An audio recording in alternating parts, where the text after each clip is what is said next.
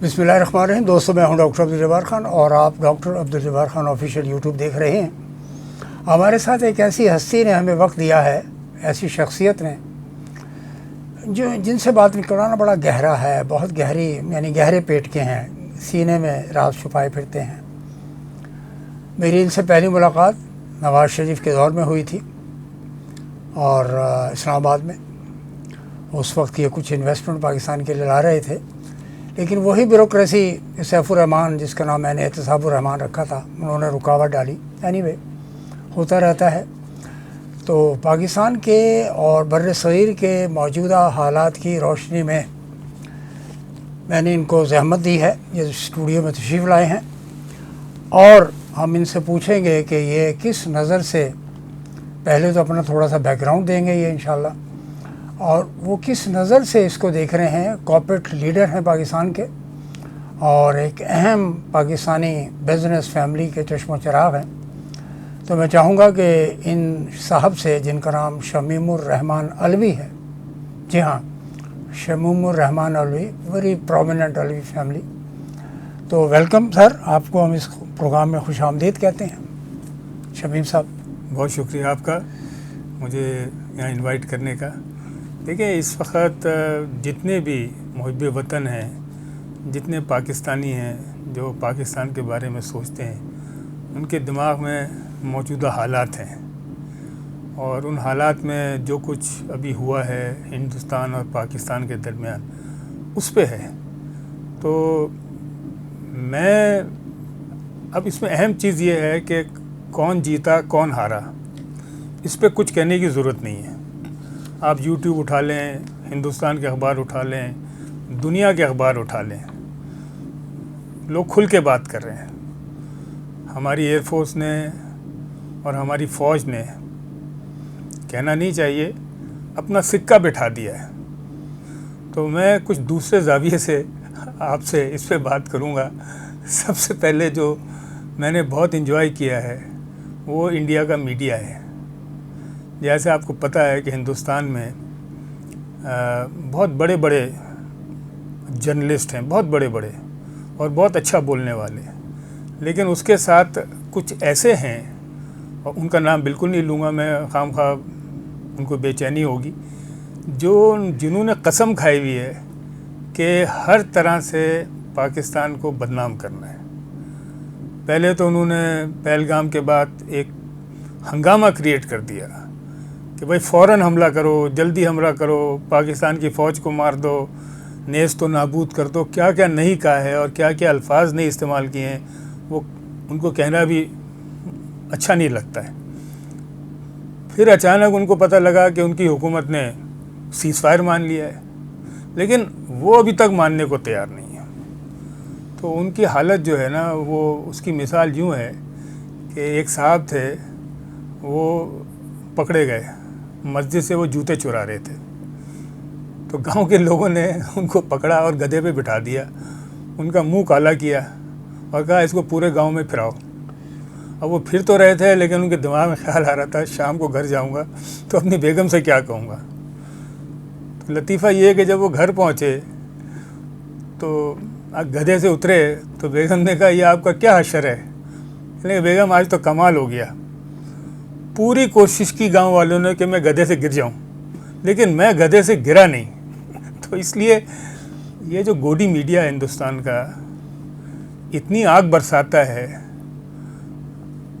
आप सबको अंदाज़ा होगा जो उसको देखते हैं। लेकिन वहाँ बहुत अच्छे भी लोग हैं, हुकूमत उनको पसंद नहीं करती, वो लोग भी पाकिस्तान की तारीफ़ नहीं करते हैं, लेकिन अपनी हुकूमत से सवाल ज़रूर पूछते हैं, जो पूछे जा रहे हैं, भाई ये आपने किया क्यों था, क्या हासिल हुआ, और आप मुंह से कुछ बोल ही नहीं रहे हैं। बस ये कह रहे हैं एक फ़ोन आया DGMO का, ऐसे पेश कर रहे हैं कि पाकिस्तान ने हाथ फैला के उनसे रिक्वेस्ट की कि भाई सीज़ फायर कर दो।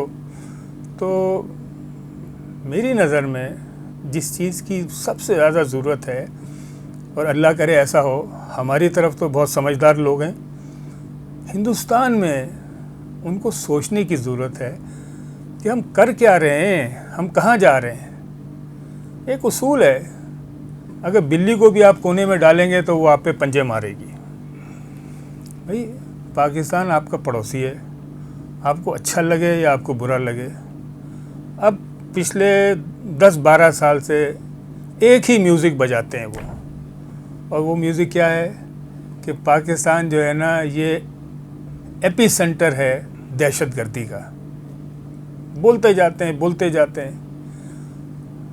میں اس پہ کچھ نہیں کہوں گا. ان کے اپنے ملک کے اخبار، ان کے اپنے ملک کے ٹی وی چینلز کیا کہتے ہیں، ایسے جو واقعات پہلے ہوئے ہیں وہ آپ دیکھ لیجئے، پڑھ لیجئے. ان کے اپنے گورنر جو کشمیر میں تھے ستیہ پال ملک، ان کا انٹرویو پڑھ لیجئے.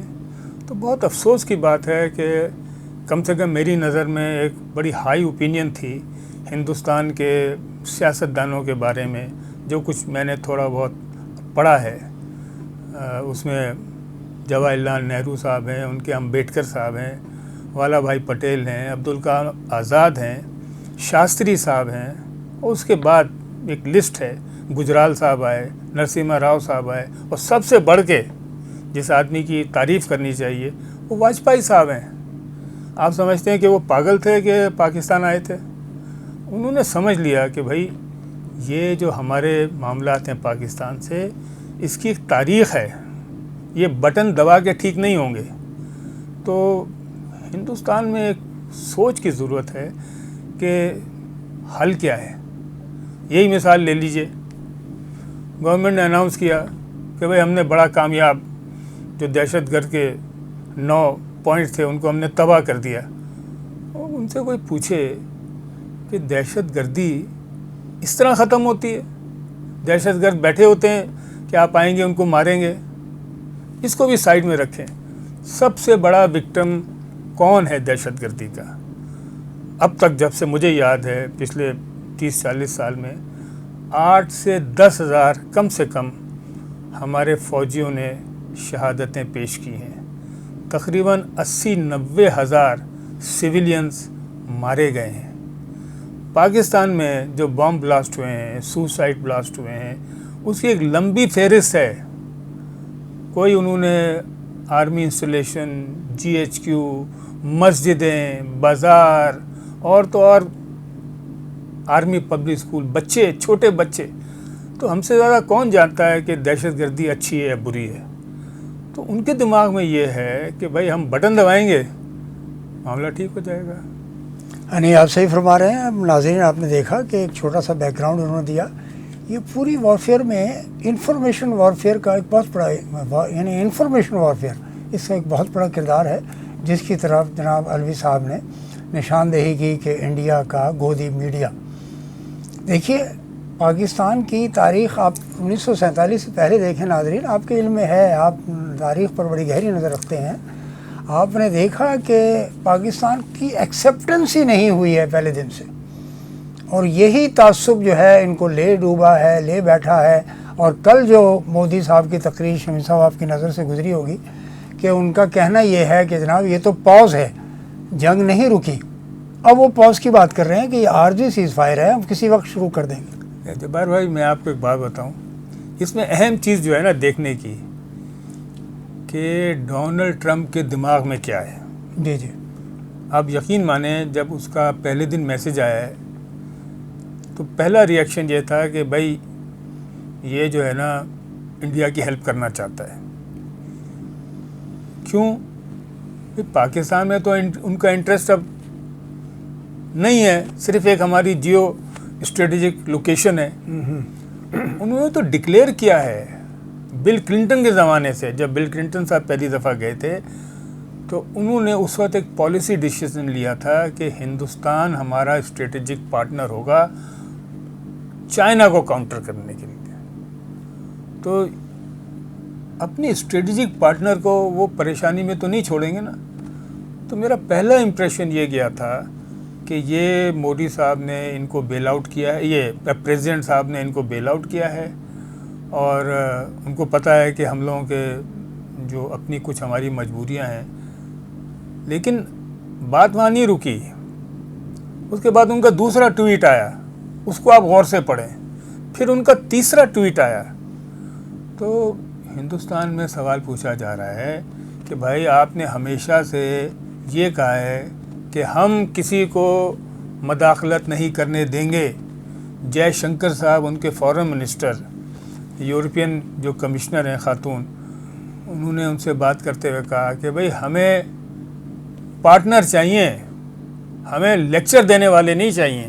انہوں نے ایک اسٹینڈ لیا کہ بھئی اب اچانک یہ کیا ہوا. مودی صاحب نے تقریر تو لمبی چوڑی کی. بھئی یہ بھی تو بتائیں نا کہ انہوں نے، مودی نے پریزیڈنٹ ٹرمپ کو کیا ٹیلی فون کر کے ڈانٹا ہے؟ کیا ان سے کہا ہے کہ یہ آپ کیوں انٹرفیئر کر رہے ہیں؟ تو یہ بچوں والی باتیں ہیں.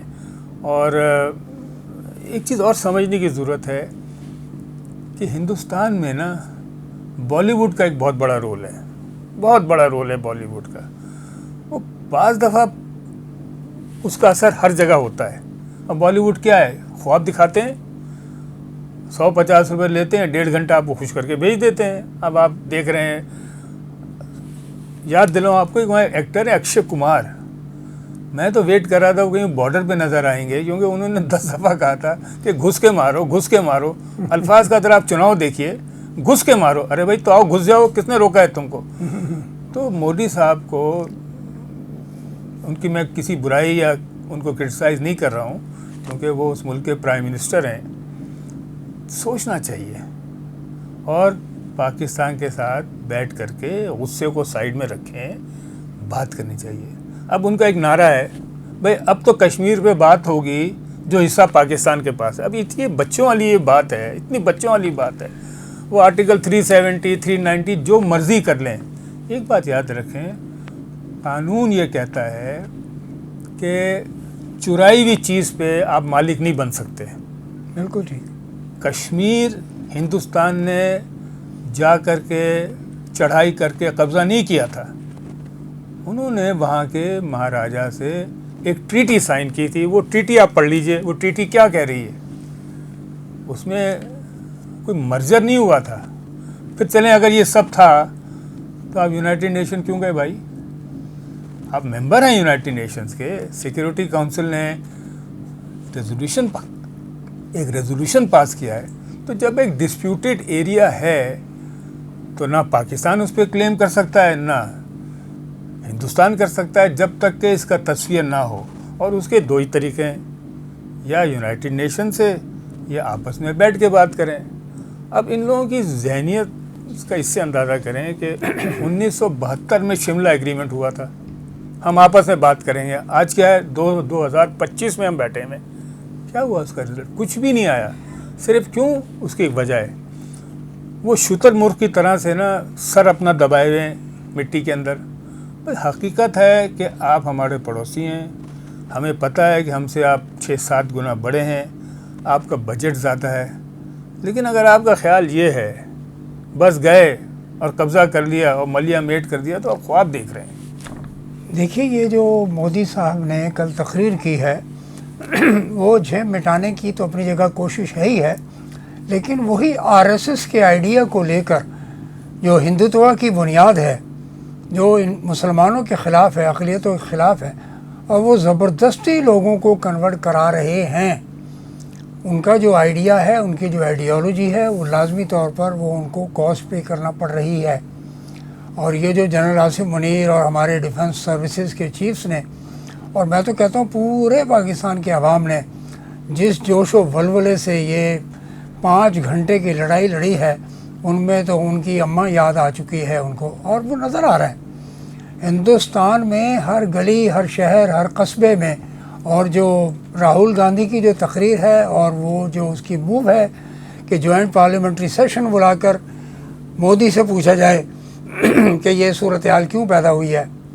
سمجھتا یہ ہوں میں، علوی صاحب اس پر آپ روشنی ڈالیے، کہ یہ حکومت تبدیل کرنے کی طرف تو جنگ نہیں لے جائے گی مودی کی حکومت، لگتا ہے کہ جائے گی.